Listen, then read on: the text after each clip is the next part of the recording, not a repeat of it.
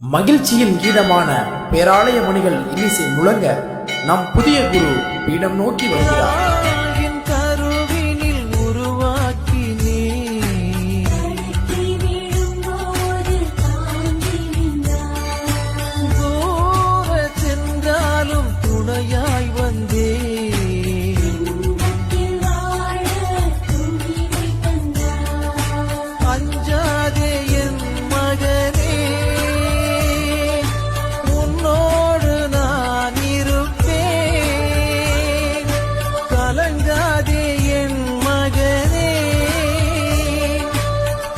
பிடித்து நடத்திடுவேன்